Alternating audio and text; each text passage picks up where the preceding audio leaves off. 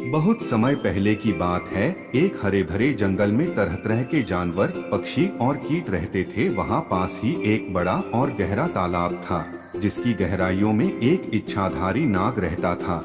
यह नाग साधारण सांपों जैसा नहीं था। उसके पास दिव्य वरदान था कि वह मनुष्यों या किसी भी जीव जंतु का रूप धारण कर सकता था, लेकिन उसने अपनी इस शक्ति को कभी किसी के सामने प्रकट नहीं किया था। वह चुपचाप तालाब की रक्षा करता और आसपास के जीवों की मदद करता।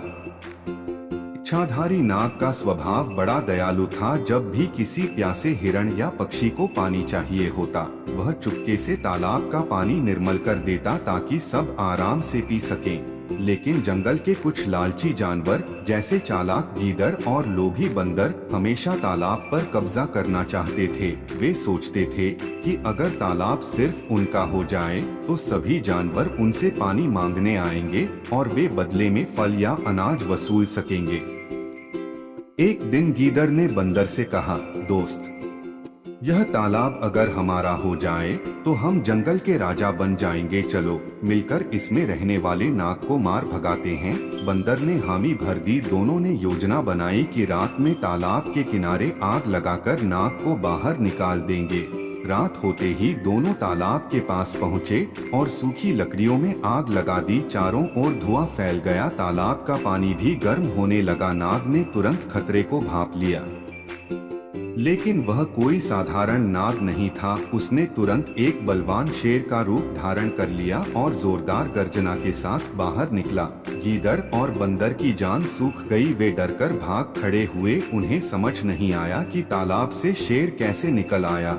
कुछ दिनों बाद जंगल में भीषण गर्मी पड़ी। तालाब ही सबके लिए जीवन का सहारा था। एक सफेद खरगोश अपनी माँ के साथ पानी पीने आया, लेकिन रास्ते में वही चालाक गीदड़ उसे रोककर बोला, अगर पानी चाहिए तो हमें बदले में गाजर देनी होगी, वरना तालाब में जाने की इजाजत नहीं। खरगोश रोने लगा। उसकी माँ भी असहाय थी। तभी इच्छाधारी नाग, जो उस समय एक साधु के वेश में था, वहां आ पहुंचा। उसने खरगोश को प्यार से सहलाया और गीदड़ पर डांट लगाई, छोटे और मासूम प्राणियों को सताना पाप है। याद रख, लालच हमेशा विनाश की ओर ले जाता है। गीदड़ साधु की डांट से शर्मिंदा तो हुआ, लेकिन उसके मन से लालच गया नहीं। कुछ दिनों बाद गीदड़ ने फिर चाल चली। उसने तालाब में जहर घोलने की सोची ताकि सारे जीव बीमार पड़ जाएं और वह अकेला तालाब का मालिक बन जाए। रात को वह चोरी छिपे तालाब के पास पहुंचा और पानी में जहरीली जड़ी डाल दी। अगले दिन जब हिरण और पक्षी पानी पीने आए तो कई बीमार पड़ गए। जंगल में हाहाकार मच गया। इच्छाधारी नाग ने तुरंत खतरे को भांप लिया। वह अपने वास्तविक नाग रूप में प्रकट हुआ। उसकी चमकती आंखें और फन देखकर सभी जीव आश्चर्यचकित रह गए। नाग ने सबको सच बताया, मैं इस तालाब का रक्षक इच्छाधारी नाग हूँ। गीदड़ की लालच और कायरता से यह संकट आया है, लेकिन चिंता मत करो, मैं इसका समाधान करूँगा। उसने अपने वरदान से तालाब का सारा पानी शुद्ध कर दिया। बीमार जानवर भी धीरे धीरे ठीक होने लगे। नाग ने गीदड़ को पकड़कर सबके सामने लाया। जंगल की सभा बुलाई गई। सभी जानवरों ने मिलकर तय किया कि ऐसे लालची और दुष्ट जीव को जंगल में रहने का अधिकार नहीं। नाग ने कहा, दंड वही है जो सबक सिखा सके। गीदड़ को तालाब से हमेशा के लिए दूर कर दिया जाए।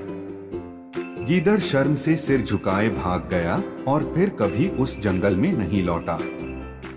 जंगल के सभी जीव खुश हो गए। उन्होंने इच्छाधारी नाग को धन्यवाद दिया। खरगोश ने आंसुओं से भरी आंखों से कहा, अगर आप न होते तो हम सब मर जाते। आपने हमें जीवन दिया। नाग ने मुस्कुराते हुए उत्तर दिया, मेरा काम है इस जंगल की रक्षा करना। याद रखो, मिलजुल कर रहना ही सच्ची ताकत है। लालच कभी सुख नहीं देता। उस दिन से जंगल में शांति और प्रेम का वातावरण बन गया। सभी जीव तालाब का पानी बराबर बांटते और नाग की कथा सुनाकर अपने बच्चों को सिखाते कि दयालुता और सहयोग से ही जीवन सुंदर बनता है।